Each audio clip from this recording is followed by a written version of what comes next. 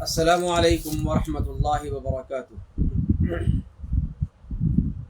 الحمد للہ رب العالمین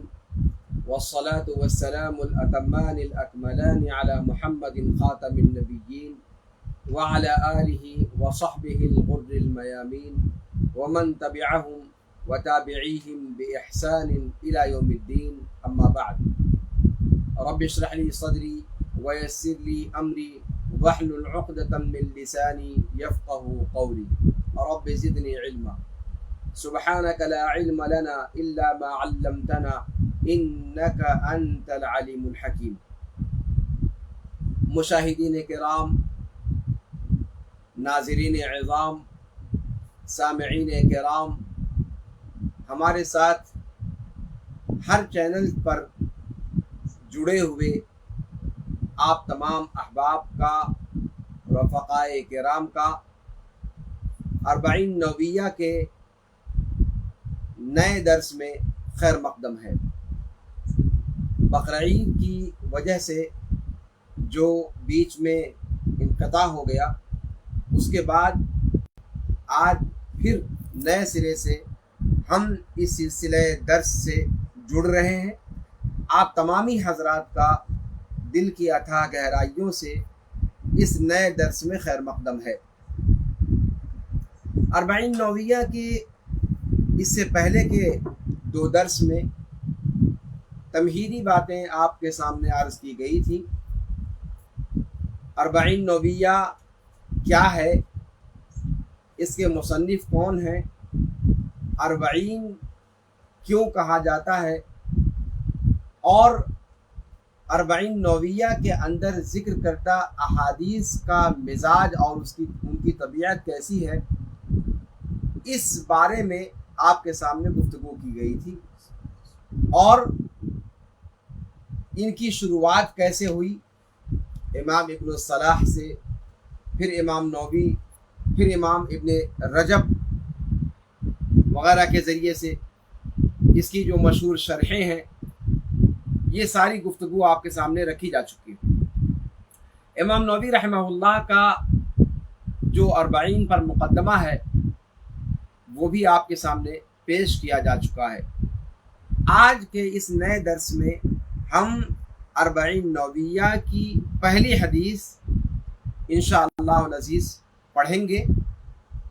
اور اس اہم کتاب کی اہم ترین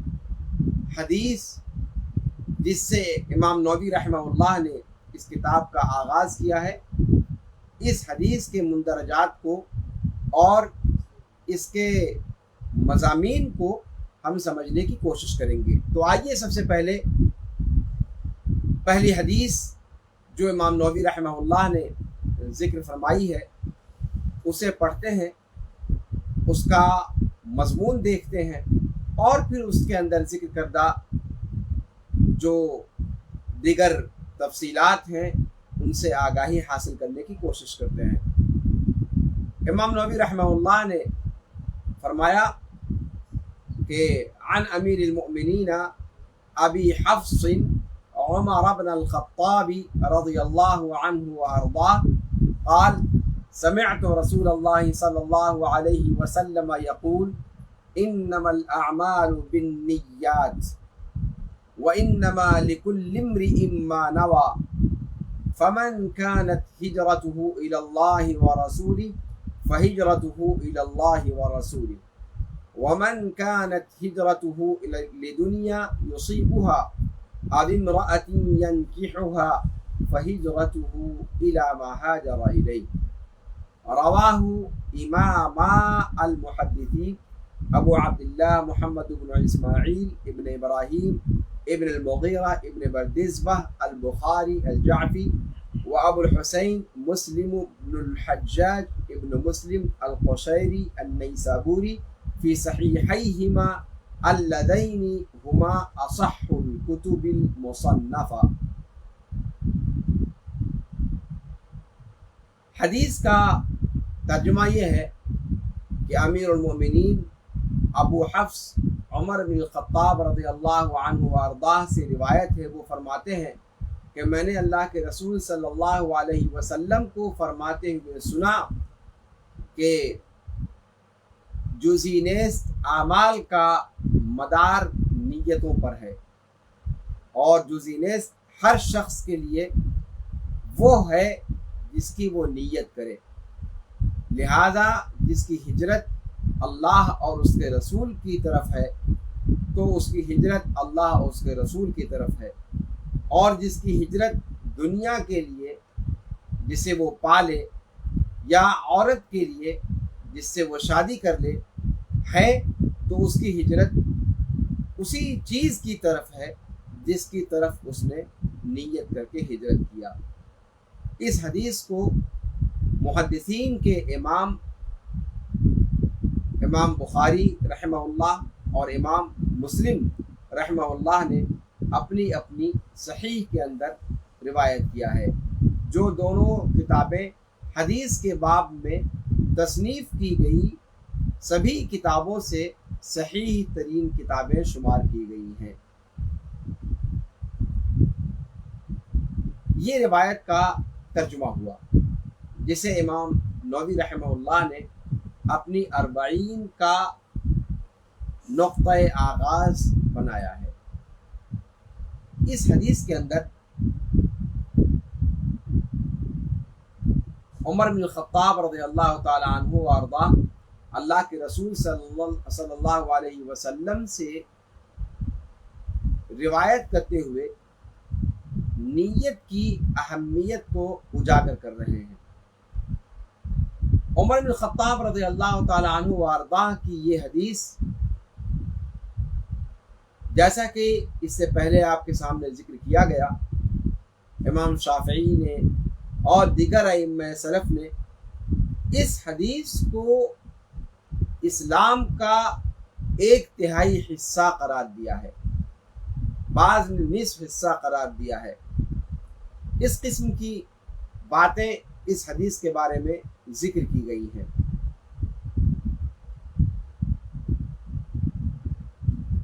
امام زین الدین عراقی فرماتے ہیں کہ یہ حدیث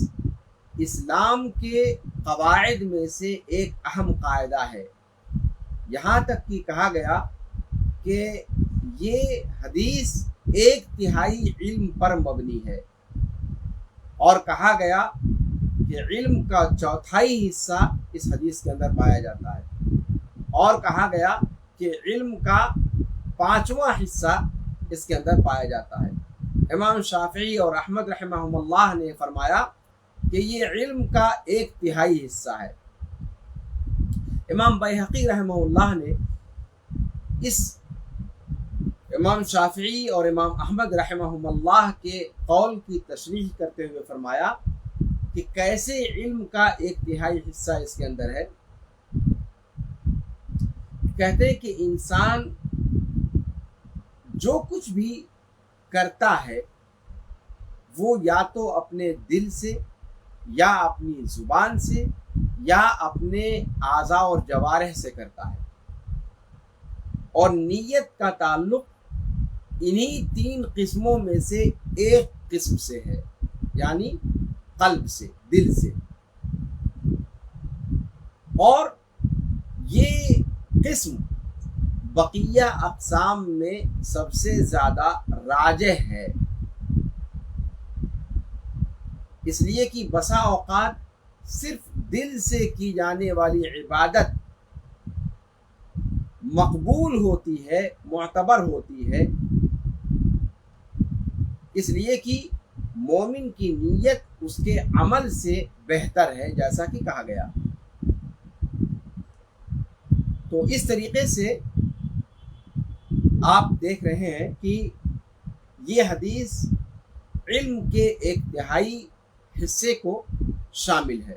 چونکہ اس کے اندر زبان اور جوارح کے اعمال کا نہیں، زبان اور جوارح کے ذریعے سے نہیں، اس کا تعلق قلب سے ہے، دل سے ہے، باطن سے ہے، اور اعمال 2 طرح کے ہوتے ہیں، یا ظاہری یا باطنی۔ تو باطنی عمل سے اس حدیث کا براہ راست تعلق ہے، اور یہ نیت سے تعرض کرتی ہے یا نیت کے بارے میں گفتگو کرتی ہے جو انسان کا عمل باطن ہے۔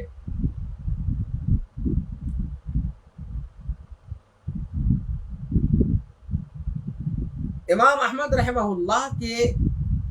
اس قول کی کہ یہ حدیث ایک تہائی علم پر مبنی ہے، ایک اور توجیہ بھی کی گئی ہے، اور وہ کیا کہتے ہیں کہ اسلام کے جو اصول ہیں وہ 3 احادیث پر قائم ہیں۔ ایک حدیث الاعمال بالنیہ، یہی روایت عمر بن الخطاب رضی اللہ عنہ وارضاہ کی، اور ایک حدیث عائشہ رضی اللہ تعالی عنہ وارضاہا کی کہ من احدث فی امرنا ھذا ما لیس منہ فہو رد، اور تیسری حدیث نعمان ابن بشیر رضی اللہ عنہ وارضاہ کی الحلال بین والحرام بین۔ یہ 3 روایتیں ہیں جو اصول اسلام پر مشتمل ہیں۔ کیسے؟ آپ غور کریں کہ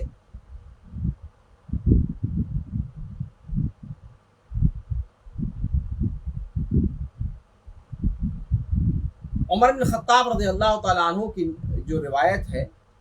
وہ اعمال میں سے جو باطنی اعمال ہیں ان کو شامل ہے، جو کہ عمل یا ظاہر ہوگا یا پھر عمل ظاہر ہوگا یا عمل باطن ہوگا۔ تو عمل باطن کو انما الاعمال بالنیات والی روایت شامل ہے، اور یا پھر عمل ظاہر ہوگا، اور ظاہر ہوگا تو اس میں حلال و حرام واضح ہوگا یا حلال و حرام واضح نہیں ہوگا۔ اگر حلال و حرام واضح ہے تو اس کو عائشہ رضی اللہ تعالیٰ عنہ کی روایت شامل ہے کہ من احدث فی امرنا ھذا ما لیس منہ فہو رد، یعنی جو حلال ہے، جو جائز ہے، جو مشروع ہے، وہ وہی ہے جس پر اللہ کے رسول صلی اللہ علیہ وسلم کی مہر تصدیق ثبت ہے، اور جس پر مہر تصدیق ثبت نہیں ہے وہ درست نہیں ہے، مشروع نہیں ہے۔ اور تیسری قسم کے اعمال ظاہرہ میں سے جن میں دونوں پہلوؤں میں سے کوئی پہلو بہت واضح نہ ہو، مشتبہ ہو، تو اس کو نعمان بن بشیر رضی اللہ تعالیٰ عنہ وارضاہ کی روایت شامل ہے، الحلال بین والحرام بین وبینہما امور مشتبہات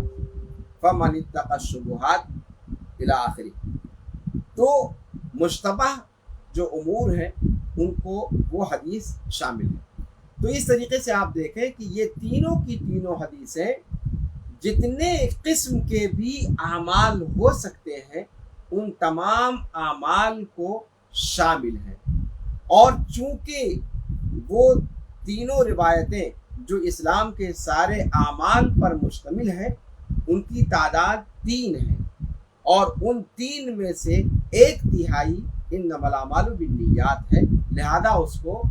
ثلث العلم کہا گیا ہے۔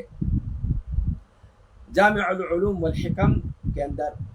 امام ابن رجب نے جلد نمبر 1 صفحہ نمبر 23، فتح الباری شرح صحیح البخاری میں حافظ ابن حجر نے جلد نمبر 1 صفحہ نمبر 3 میں، اور طرح التتریب زین الدین عراقی کی دوسری جلد صفحہ نمبر 4 پر یہ تفصیل مندرج ہے۔ یہاں پر ایک چیز جو ذکر کرنے کی ہے وہ یہ کہ اس روایت کو ذکر کرتے ہوئے عام طور پر محدثین نے جو اس کے اندر آگے ٹکڑا آیا ہے کہ ومن كانت ہجرته لدنیا يصيبها او امرأة ينكحها فهجرته الى ما هاجر الیہ، اس ٹکڑے کو سامنے رکھ کر مہاجر ام قیس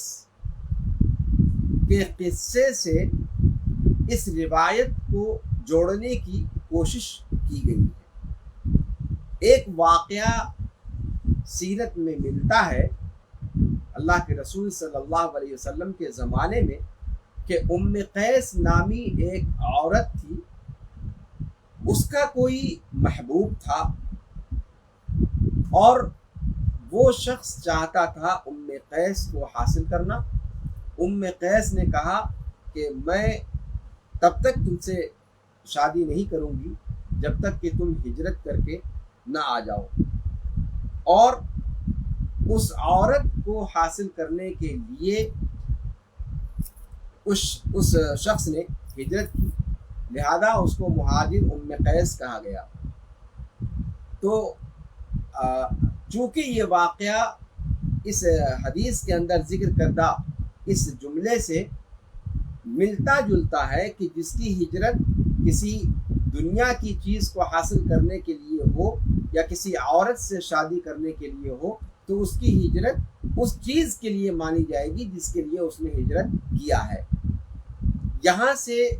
بعض شارحین حدیث نے مہاجر ام قیس کے قصے کو اس حدیث کے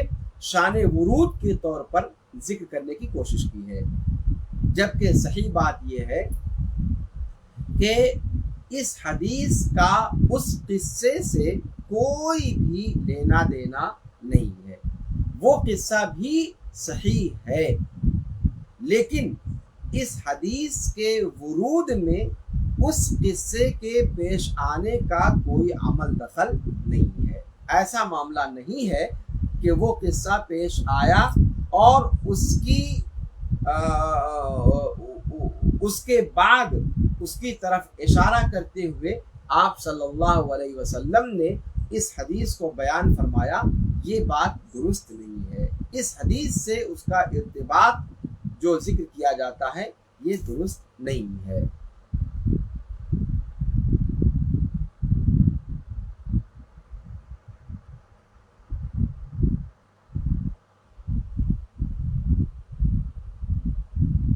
امام ابن حجر رحمہ اللہ نے بھی اس بات کو ذکر کیا ہے، اور امام ابن رجب نے ان سے پہلے اس بات کو ذکر کیا ہے، اور حافظ ابن رجب رحمہ اللہ فرماتے ہیں کہ یہ بات مشہور ہے کہ مہاجر ام قیس کا قصہ آپ صلی اللہ علیہ وسلم کے اس قول کا سبب ہے کہ ومن کانت ہجرتہ الی دنیا یصیبها او امرأۃ ینکحها۔ بہت سارے متاخرین جو شراح حدیث ہیں انہوں نے اپنی اپنی کتابوں میں اسے ذکر کیا ہے، لیکن کہتے ہیں کہ یہ بات درست نہیں ہے اور کسی صحیح سند سے ثابت نہیں ہے۔ اب آئیے دیکھتے ہیں کہ اس حدیث کی شرح کیا ہے۔ اس حدیث کے اندر جو الفاظ اللہ کے رسول صلی اللہ علیہ وسلم نے استعمال فرمائے ہیں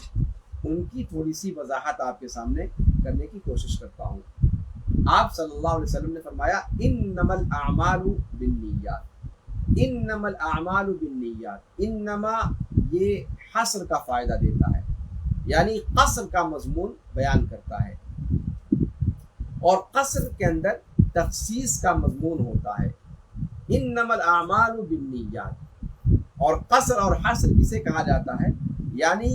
جسے ذکر کیا گیا ہے اس کے لیے حکم کو ثابت کیا جائے اور اس کے علاوہ تمام شکلوں کی نفی کر دی جائے۔ انما کبھی کبھی حصر مطلق کے لیے ہوتا ہے اور کبھی کبھی حصر مخصوص کے لیے ہوتا ہے۔ یہاں پر حصر مطلق کے لیے ہے، اس کی تفصیل کی ضرورت شاید نہیں ہے، اس لیے کہ وہ دقیق بلاغی بحثیں ہیں، ان میں جانے کی حاجت نہیں ہے۔ المہم انما الاعمال بالنیات کے اندر انما یہ حصر کا فائدہ دیتا ہے، یعنی اعمال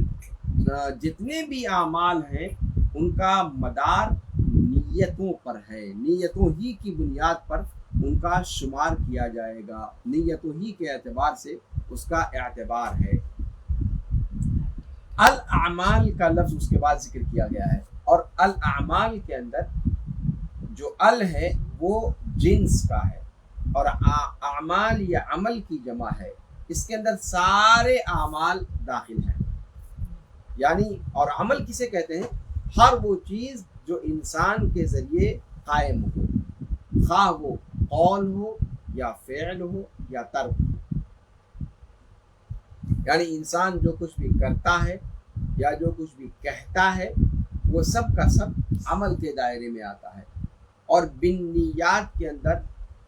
با سببیہ ہے، یعنی اعمال کے قبول کا سبب نیت ہے، نیتوں کے سبب سے ہی اعمال مقبول ہوتے ہیں، اور نیات یہ نیت کی جمع ہے، جس کا معنی ہوتا ہے لغت میں ارادہ، اور کسی چیز پر پختہ عزم، کسی چیز کا پختہ ارادہ کرنا۔ اصطلاح میں نیت کہا جاتا ہے اللہ کا قرب حاصل کرنے کے لیے کسی عمل کا ارادہ کرنا۔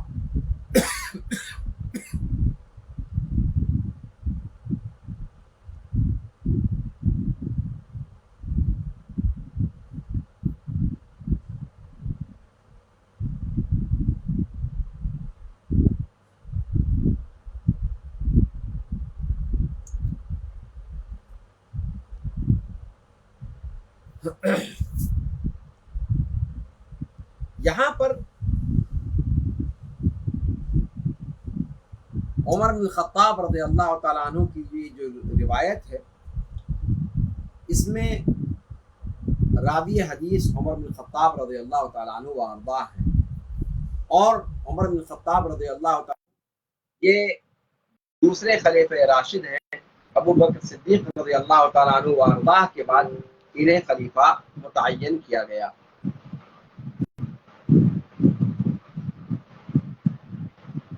اور یہاں پر عمر بن خطاب رضی اللہ تعالیٰ عنہ فرماتے ہیں سمعت رسول اللہ صلی اللہ علیہ وسلم، اس کا مطلب یہ ہے کہ عمر بن خطاب رضی اللہ تعالیٰ عنہ وارضاہ نے براہ راست اس حدیث کو آپ صلی اللہ علیہ وسلم سے سنا ہے، اپنے کانوں سے آپ صلی اللہ علیہ وسلم کو فرماتے ہوئے سنا ہے، یعنی آپ صلی اللہ علیہ وسلم سے اس حدیث کو عمر بن خطاب رضی اللہ تعالیٰ عنہ وارضاہ نے بغیر کسی واسطے کے ڈائریکٹ لیا ہے۔ اور تعجب کی بات یہ ہے کہ یہ روایت عمر بن خطاب رضی اللہ تعالیٰ عنہ وارضاہ نے منبر پر آپ صلی اللہ علیہ وسلم سے منبر پر فرماتے ہوئے سنی، یعنی خطبے کے دوران اللہ کے رسول صلی اللہ علیہ وسلم نے اس حدیث کو بیان فرمایا۔ تعجب کی بات یہ ہے کہ صحابہ کرام کے جمع غفیر نے اس حدیث کو اللہ کے رسول صلی اللہ علیہ وسلم سے سنا ہوگا، لیکن کمال یہ ہے کہ سوائے عمر بن خطاب رضی اللہ تعالیٰ عنہ وارضاہ کے کسی بھی اور صحابی سے یہ روایت منقول نہیں ہے، اور یہ تعجب کو ابھارنے والا معاملہ ہے کہ ایسی جگہ پر آپ صلی اللہ علیہ وسلم نے اس روایت کو بیان فرمایا جو جگہ عوام الناس پر مشتمل تھی، عوام وہاں پر اکٹھا تھے، صحابہ کرام کی جماعت کے سامنے آپ نے اس حدیث کو بیان فرمایا، لیکن اتنی بڑی تعداد نے سنا اس حدیث کو، لیکن ان میں سے کسی ایک کو بھی اس روایت کو بیان کرنے، روایت کرنے کی توفیق نہیں مل سکی سوائے عمر بن خطاب رضی اللہ تعالیٰ عنہ وارضاہ کی، اور یہ تعجب خیز امر ہے۔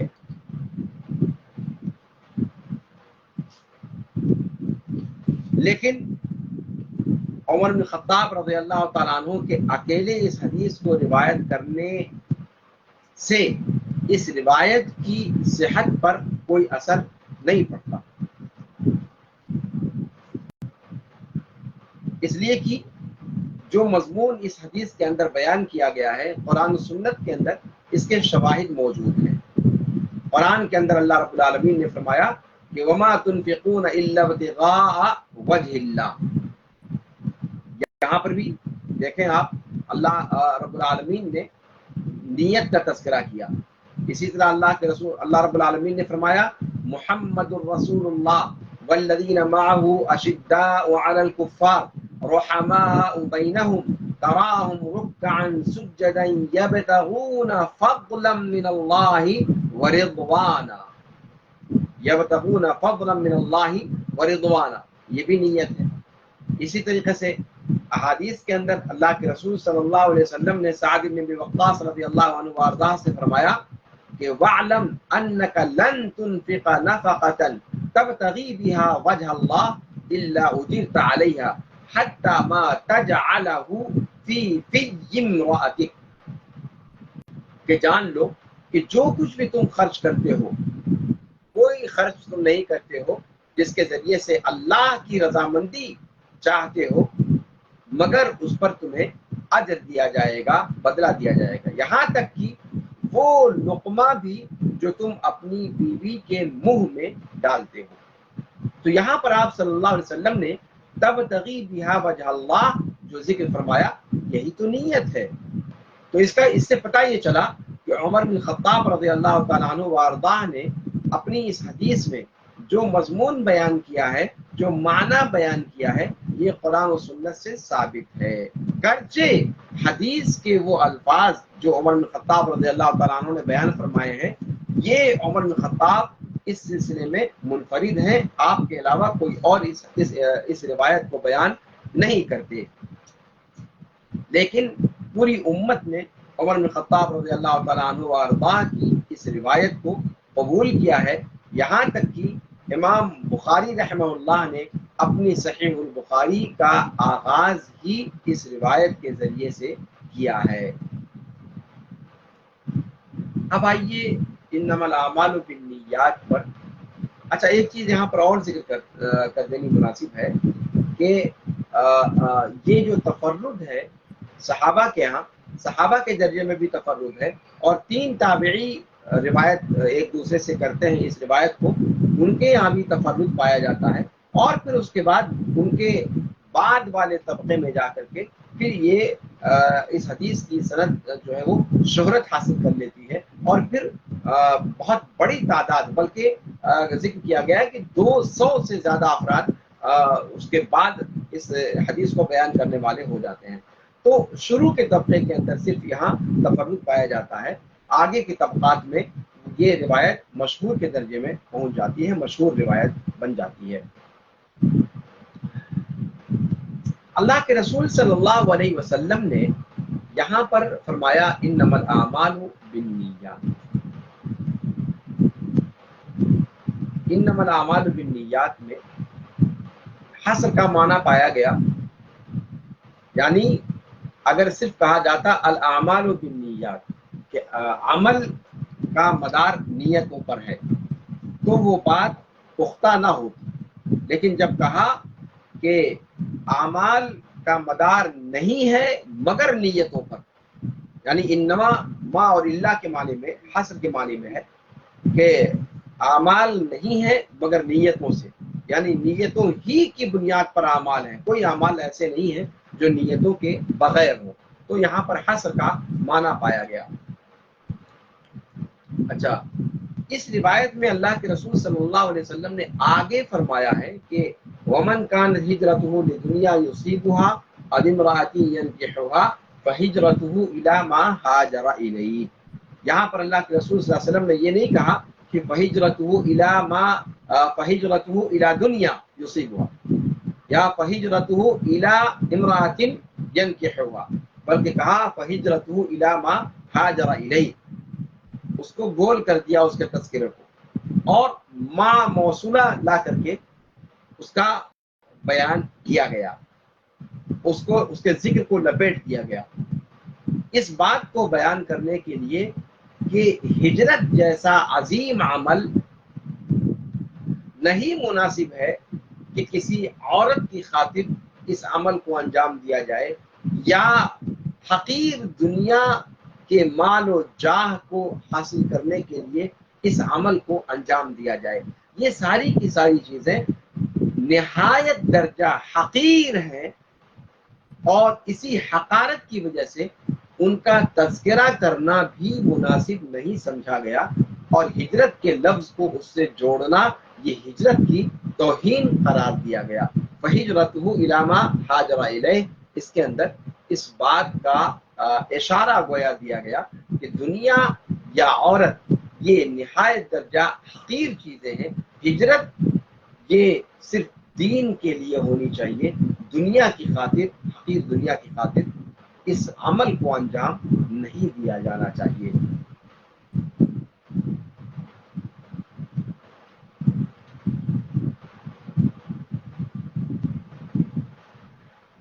انما الاعمال بالنیات کے اندر الاعمال، جیسا کہ بتایا آپ سے کہ الاعمال میں جنس کا ہے، اور اعمال عمل کی جمع ہے، اور عمل کی جب جمع ہے تو عمل ہر اس چیز کو کہا جاتا ہے جو انسان سے صادر ہوتا ہے، خواہ وہ دل سے صادر ہو، زبان سے صادر ہو، یا پھر انسان کے اعضاء اور جوارح سے صادر ہو۔ ان تینوں جگہوں سے صادر ہونے والے افعال کو عمل کہا جاتا ہے۔ دل سے صادر ہونے والے اعمال جیسے اللہ رب العالمین پر توکل کرنا، اللہ رب العالمین کی طرف رجوع کرنا، اللہ رب العالمین سے ڈرنا،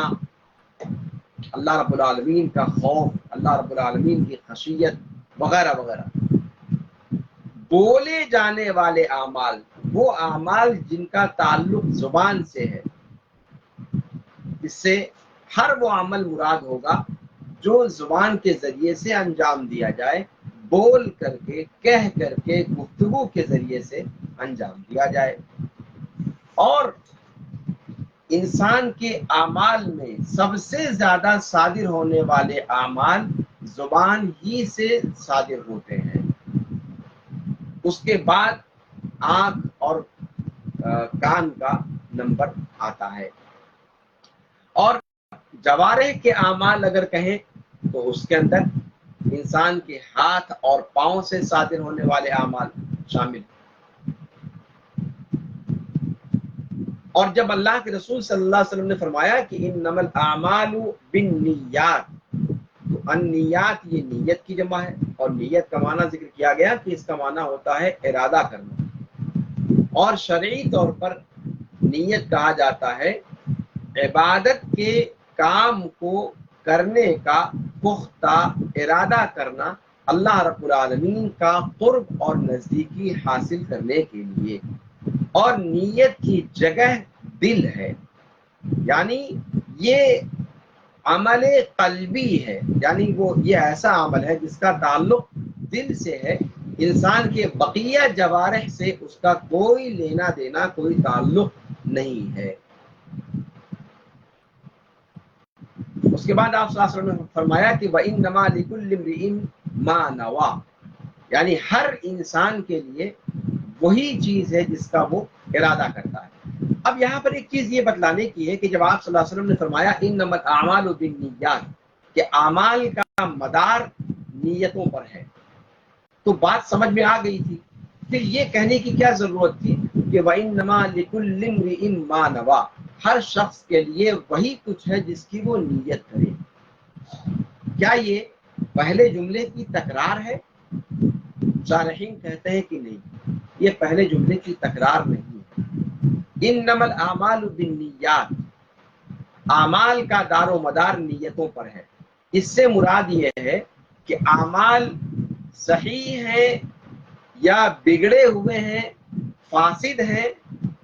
اس کا تعلق نیتوں سے ہے۔ اعمال کی صحت اور فساد کا تعلق نیتوں پر ہے۔ نیتوں کے ذریعے سے اعمال صحیح ہوتے ہیں یا پھر فاسد ہوتے ہیں۔ اور جب کہا وَإِنَّمَا لِكُلِّ امْرِئٍ مَا نَوَىٰ، ہر شخص کے لیے وہ ہے جس کی اس نے نیت کیا،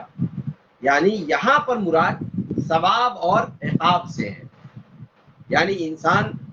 اگر نیکی کر کے ثواب چاہتا ہے تو اس کو ثواب ملے گا، اور اگر برا کر کے گناہ چاہتا ہے تو اس کو گناہ ملے گا۔ تو وَإِنَّمَا لِكُلِّ امْرِئٍ مَّا نَوَىٰ کا تعلق ثواب و عقاب سے ہے، اور انما الاعمال بالنیات کا تعلق صحت اور فساد سے ہے، یعنی اعمال کے صحیح یا غیر صحیح ہونے سے ہے۔ اور وَإِنَّمَا لِكُلِّ امْرِئٍ مَّا نَوَىٰ سے مراد انسان کے عمل پر ثواب یا عقاب کے ملنے سے ہے۔ اس طریقے سے دونوں جملے الگ الگ معنی بیان کرتے ہیں۔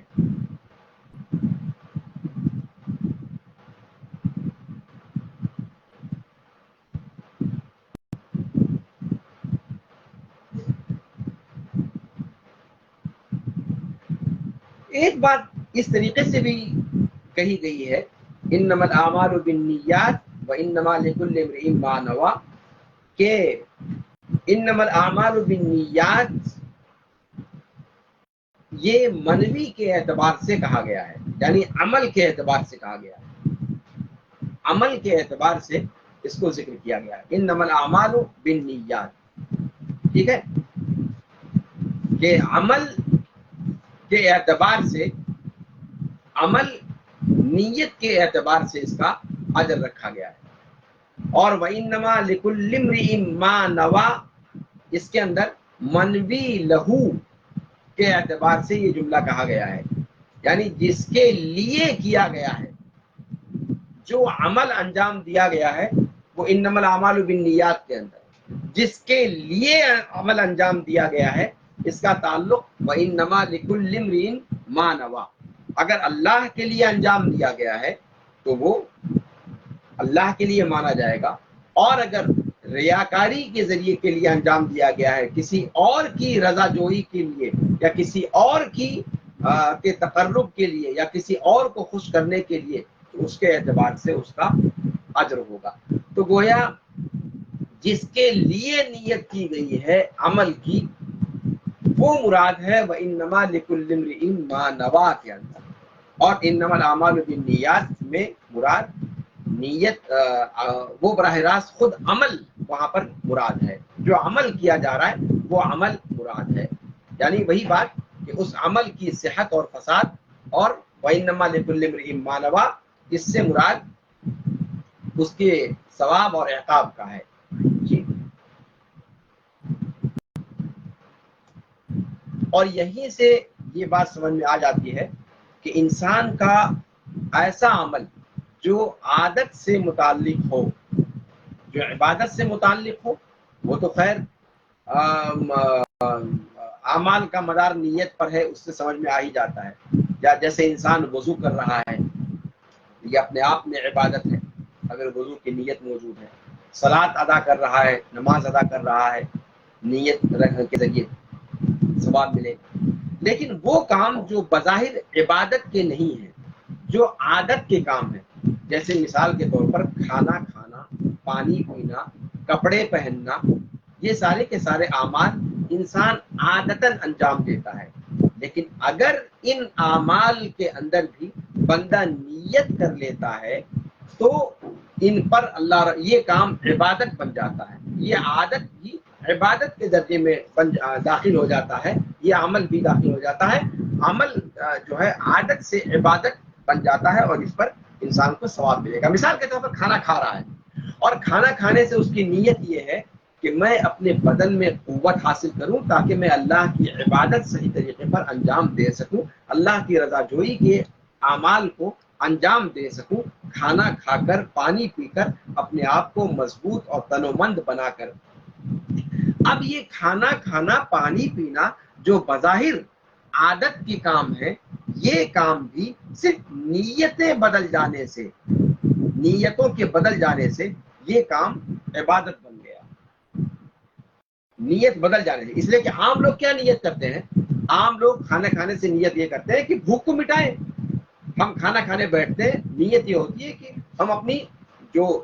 جسم کی بھوک ہے، پیٹ کی جو بھوک ہے، ہم اسے ختم کریں۔ پانی پینے سے ہمارا مقصد کیا ہوتا ہے، نیت کیا ہوتی ہے کہ جو پیاس لگی ہے اس پیاس کو بجھا دیں۔ اگر یہ نیت ہے تو پھر اس کا کوئی شمار نہیں ہوگا، یہ آپ کی عادات کے قبیل سے ہے۔ لیکن اگر وہیں پر آپ نے اس سے نیت یہ کر لی کہ پانی پی کر کے پیاس بجھاؤں گا اور پھر بدن کو قوت حاصل ہوگی، میں اس سے اللہ رب العالمین کی رضا کے کام کروں گا، اپنے بدن کو قوت حاصل ہوگی اور میں پوری توجہ کے ساتھ، پوری مضبوطی کے ساتھ اللہ کی عبادت کو انجام دوں گا۔ اب اگر یہ چیز نیت کے اندر نیت اس طرح کی اگر کر لیا تو پھر وہ کام کار ثواب بن جاتا ہے۔ تو عادتیں عبادتوں سے بدل جاتی ہیں صرف نیت کے فرق کی بنیاد پر، اور نیت ہی وہ چیز ہے جو عادتوں کو عبادت بناتی ہے یا عبادت کو عادت بناتی ہے۔ دھیان دیجیے گا، دونوں چیزیں تمیز کرنے والی چیز۔ مثال کے طور پر اس کو اور اچھے طریقے سے اس طریقے سے سمجھیے کہ ایک آدمی پر غسل کرنا فرض ہے، ایک آدمی ناپاک ہے، اس پر غسل کرنا فرض ہے، وہ غسل کرنے کے لیے جاتا ہے اور اپنے بدن پر پانی ڈالتا ہے، نہاتا ہے پورے طور پر اور پھر باہر آ جاتا ہے۔ اب اگر یہ نہانے کے وقت میں اس کی نیت پاکی حاصل کرنے کی ہے تب یہ عبادت بن گیا، اور اگر صرف نہانا برائے نہانا ہے، جسم کو ٹھنڈک پہنچانا ہے یا جسم کو پاک و صاف کرنے کی نیت ہے تو پھر وہ ایک عادت بن گئی، پھر اس پر کوئی اس کو اجر نہیں ملے گا۔ لیکن اگر یہی پاکی حاصل کرنے کی نیت ہے، اور اسی طریقے سے وضو کا معاملہ ہے، ایک بندہ مکمل وضو کے اعمال انجام دیتا ہے لیکن صرف ہاتھ پاؤں دھل رہا ہے پاکی حاصل کرنے کی نیت سے، تو پھر اس کا وضو نہیں مانا جائے گا جب تک کہ وضو کی نیت وہ نہ کرے۔ تو اگر وہ صرف ہاتھ پاؤں دھلنے کی نیت سے ہاتھ پاؤں دھل رہا ہے تو اس کا وضو نہیں ہوگا، گرچہ وہ اتنے ہی ویسے ہی اعمال انجام دے رہا ہے جیسے وضو میں انجام دیتا ہے، اس لیے کہ وضو کی نیت نہیں ہے، لہذا وہ عادت میں شمار ہوگا، وہ عبادت میں شمار نہیں ہوگا۔ تو گویا نیت ہی وہ چیز ہے جو عادتوں کو عبادت بناتی ہے یا عبادت کو عادت بناتی ہے۔ تو نیت یہ فرق کرنے والی چیز ہے۔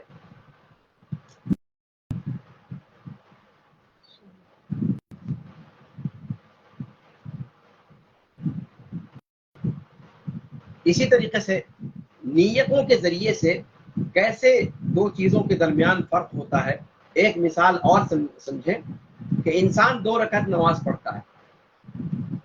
ایک آدمی اس سے نفل نماز کی نیت کرتا ہے، دوسرا آدمی اس سے فرض نماز کی نیت کرتا ہے۔ تو ظاہر سی بات ہے، ظاہر کا جو عمل ہے وہ سامنے والا جو دیکھے گا تو عمل ایک ہی ہے، 2 رکعت نماز اس نے بھی پڑھی، 2 رکعت نماز اس نے بھی پڑھی، لیکن اس کی 2 رکعت فرض شمار ہوگی، اس کی 2 رکعت نماز نفل شمار ہوگی۔ تو گویا اس اعتبار سے نیتیں وہی اعمال کو ایک دوسرے سے ممیز کرتی ہیں کہ فرض نماز ہے یا نفل نماز ہے، یا پھر جو فعل انجام، جو عمل انجام دیا جا رہا ہے وہ عبادت ہے یا پھر عادت ہے۔ تو یہ ہے انما الاعمال بالنیات کا مضمون، اور یہ نیت دل سے ہوتی ہے، دل کے ارادے کو کہا جاتا ہے، زبان کا اس میں کوئی دخل نہیں ہے۔ یہاں تک کہ حج کے اندر بھی جو بندہ لبیک اللہم لبیک کہتا ہے وہ نیت نہیں ہوتی ہے، وہ تلبیہ ہوتا ہے۔ اصل نیت دل کے اندر ہوتی ہے، اور تلبیہ اظہار ہوتا ہے اس بات کا کہ بندہ حالت احرام کی نیت میں داخل ہو چکا ہے، احرام کی حالت میں داخل ہو چکا ہے، اس کی پہچان ہوتا ہے تلبیہ، وہ تلبیہ نیت نہیں ہوتا۔ جی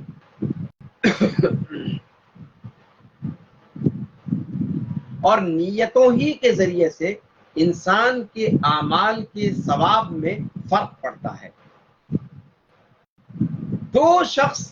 ایک ہی عمل کو انجام دیتے ہیں، ایک ہی نیت سے انجام دیتے ہیں، لیکن نیت کے خلوص کے اعتبار سے ایک کا درجہ بڑھ جاتا ہے، دوسرے کا درجہ گھٹ جاتا ہے۔ لوگوں کے درمیان نیتوں کے اندر بے انتہا تفاوت ہوا کرتا ہے۔ دو آدمی نماز پڑھ رہے ہوں، آپ ایک ساتھ جماعت کے ساتھ نماز پڑھ رہے ہوں، عشاء کی نماز جیسے مثال کے طور پر پڑھی جا رہی ہے،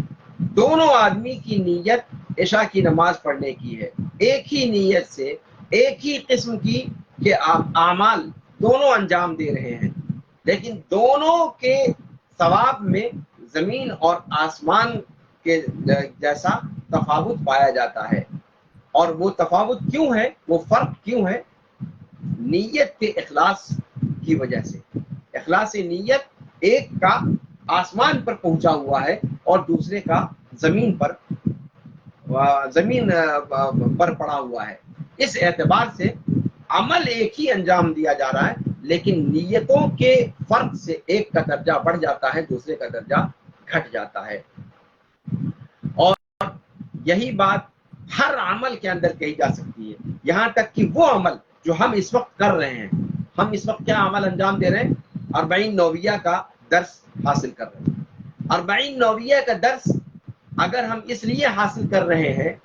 کہ اس کے ذریعے ہمیں کوئی ایک سرٹیفکیٹ اضافی مل جائے گی، ہماری سرٹیفکیٹ کی تعداد بڑھ جائے گی، تو یہ ریاکاری میں داخل ہے اور اس کا آپ کو کوئی ثواب نہیں ملے گا۔ یہ کام آپ کو، جو آپ کی نیت ہے وہ آپ کو چیز مل جائے گی، لیکن اس سے آپ کو اخروی ثواب نہیں ملے گا۔ لیکن اگر آپ کی نیت 40 کو پڑھنے سے یہ ہے کہ آپ اللہ کے رسول صلی اللہ علیہ وسلم کے جوامع الکلم پر دسترس حاصل کریں، شریعت میں جو جوامع احادیث آئی ہیں ان کے مضامین کو سمجھیں اور اسلام کے قوانین، شریعت کے قوانین کو، شریعت کے احکام کو اس کے ذریعے سے حاصل کریں اور ساتھ میں حدیث رسول صلی اللہ علیہ وسلم کے پڑھنے کا ثواب بھی حاصل کریں، تو پھر آپ کا یہ عمل باعث اجر و ثواب ہو جائے گا، یہ عبادت بن جائے گا۔ لہذا اس تیسرے درس میں اور 40 نوویہ کی پہلی حدیث کے ضمن میں آج ہم یہاں سے یہ بات ذکر کرنا چاہیں گے کہ ہم اپنی اپنی نیتوں کو خالص کر لیں اور ابھی سے اپنی نیتوں کو آخر تک اس طرح کی نیت رکھیں کہ اللہ رب العالمین کا تقرب حاصل کرنے کے لیے، شریعت کے احکام کی معرفت کے لیے اور اللہ کے رسول صلی اللہ علیہ وسلم کی حدیث کو پڑھ کر، آپ صلی اللہ علیہ وسلم کے فرامین کو پڑھ کر ثواب حاصل کرنے کے لیے ہم اس درس میں شمولیت اختیار کر رہے ہیں۔ اور اگر ہماری یہ نیت ہے تو اس سے ہمیں اللہ رب العالمین اس پر ثواب بھی عطا فرمائے گا۔ اور امام نووی رحمہ اللہ نے اپنی 40 کی شروعات اس حدیث سے کر کے یہ پیغام بھی پڑھنے والوں کو دیا ہے کہ اے 40 نوویہ کے درس میں شامل ہونے والوں، 40 نوویہ میں آگے بڑھنے سے پہلے اپنی اپنی نیتوں کو پرکھ لو، اپنی اپنی نیتوں کو جانچ لو، اور اگر اپنی نیتیں ابھی خالص نہیں ہیں تو خالص کر لو اس سے پہلے کہ تم 40 نوویہ کی بقیہ حدیثوں کی طرف آگے بڑھو۔ اللہ کے رسول صلی اللہ علیہ وسلم کی ایک حدیث ہے، آپ صلی اللہ علیہ وسلم فرماتے ہیں کہ من طلب علما وهو مما يبتغى بها وجه الله لا يريد الا ان ينال عرضا من الدنيا لم يرح رائحة الجنة۔ اللہ کے رسول صلی اللہ علیہ وسلم نے فرمایا کہ جس شخص نے ایسا علم جس کے ذریعے سے اللہ کی رضامندی طلب کی جاتی ہے، ایسے علم کی طلب میں جو شخص نکلا لیکن اس کی نیت دنیاوی مال و منال حاصل کرنے کی ہے، تو پھر وہ جنت کی خوشبو تک نہیں پا سکے گا۔ اللہ نہ کرے کہ ہم میں سے کوئی اس طرح کی نیت رکھتا ہو، لہذا ہم اپنی نیتوں کو خالص کر لیں اللہ رب العالمین کے لیے۔ اور اس کے بعد اس روایت کے اندر جو اس سے مسائل مستنبط ہوتے ہیں یا اس سے جو فوائد حاصل ہوتے ہیں، اس کو انشاءاللہ ہم اگلے درس کے اندر پڑھیں گے۔ اور اختصار کے ساتھ انشاءاللہ، چونکہ